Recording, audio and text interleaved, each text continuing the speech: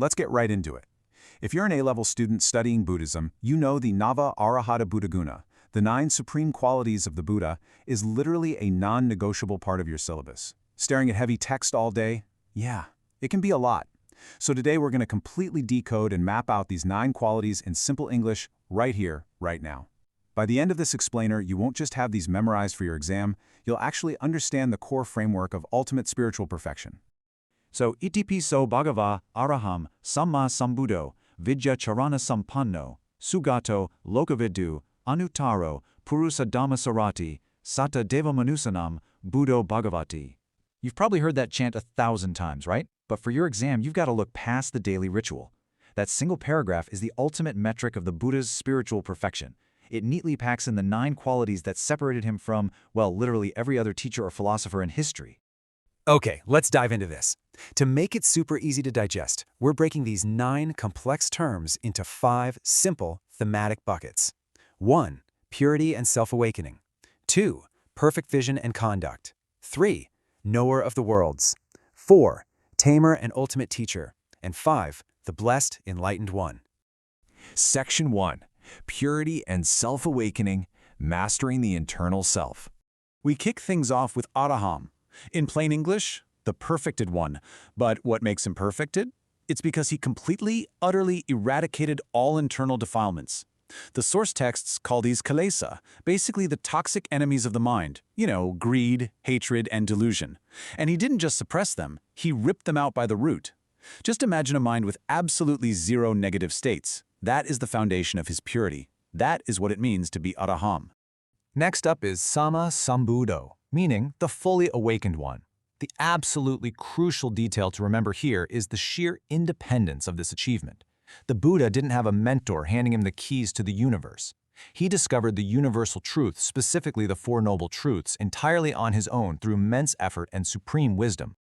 And speaking of the 4 Noble Truths, let's look at this. A Sammā-Sambuddho doesn't just casually get suffering, its cause, its cessation, and the path. He masters them across 3 distinct phases: comprehension, eradication, and full realization. So, 4 truths multiplied by 3 phases gives you 12 perfect permutations. Understanding this 12-fold realization is an absolute must-know concept for your A-level answers, so lock that number in your head. Now, what's really interesting about this is how the source text maps it out. By connecting the English breakdown we just did directly back to this exact page from your Sinhala syllabus text, we're locking in your visual memory. Just picture this page during your exam to remember how it perfectly lays out his independent mastery.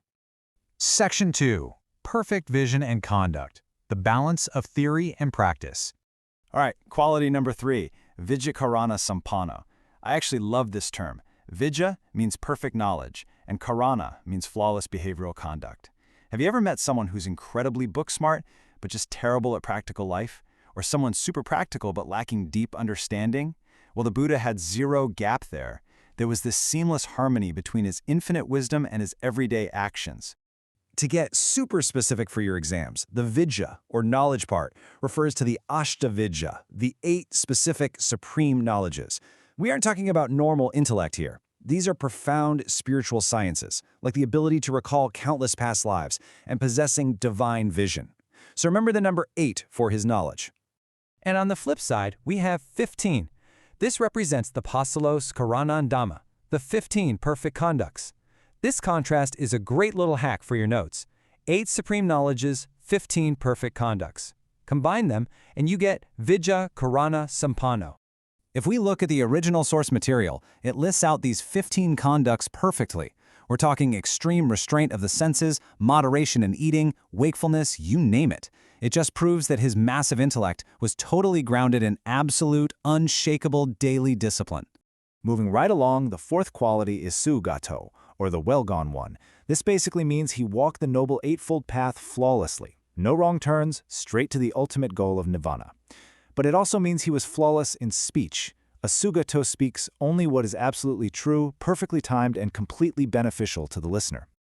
Section 3. Knower of the worlds, universal understanding. Quality 5 is Lokavidū, the knower of the worlds. The Buddha completely understood the entire cosmos. He understood the external physical realms, the world of desire, the world of form, and the formless worlds. But honestly, even more importantly for your A-level essays, he deeply understood the internal world. He knew exactly how the world of suffering is built inside our own minds through attachment, and exactly how to dismantle the whole shebang. Section 4. Tamer and Ultimate Teacher. Impacting the World. Okay, this brings us to Anuttaro Purisa-Damma-Sārathi. Yeah, I know it's a massive mouthful of a word, but the meaning is incredibly empowering. It means the incomparable tamer of those who are difficult to tame.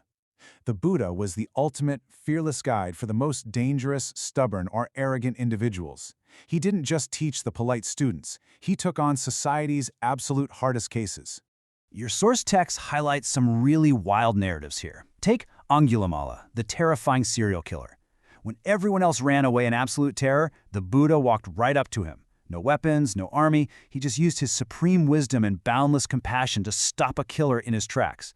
Or taming the arrogant demon Alavaka, not through force, but through unshakable calm and intellectual debate. That is the raw power of Anuttaro Purisa-Damma-Sārathi.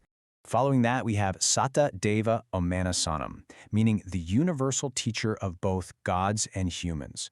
Notice it doesn't just say humans. His wisdom was so profound that even divine beings came to him for advice. If you picture samsara, the endless cycle of rebirth, as this terrifying, stormy ocean, the Buddha was basically the ultimate map maker and captain, guiding beings safely across to the shores of liberation. The eighth quality is Buddho, simply the Awakened One. But the absolute key here is the active nature of it. It's not just passively sitting under a tree being awake. Because he fully understood the Four Noble Truths, he possessed the unique, dynamic power to literally wake up the rest of the sleeping world. He had the exact methodology to pull others out of the dream of ignorance. Section 5. The Blessed Enlightened One, the Summation of Perfection. And this brilliantly illustrates our final quality, Bhagavā, the Blessed One. Being Bhagavā means he perfectly fulfilled all the paramitas, those deep spiritual perfections, not just in one life, but across countless lifetimes. It represents the absolute culmination of merit, virtue, and spiritual power. It is the ultimate title of supreme reverence. This final analysis from your source text basically summarizes everything we've just mapped out. It concludes that because the Buddha possessed these 9 specific combined qualities, from the flawless internal purity of Araham all the way to the supreme teaching ability of Satthā Deva-Manussānaṃ, he was unequivocally the most capable, respected, and revered teacher in existence. When you are writing your essay, this page is essentially your conclusion. We've covered a ton of ground today, and you are now fully armed with a clear, structured understanding of the Nava Arahadi for your A-levels. But I want to leave you with a thought that goes a bit deeper than just passing an exam paper. If a single human mind has the potential to cultivate such incomparable purity, boundless knowledge, and fearless leadership, how can the framework of these 9 qualities shape your own pursuit of truth, good luck with your studies, and keep expanding your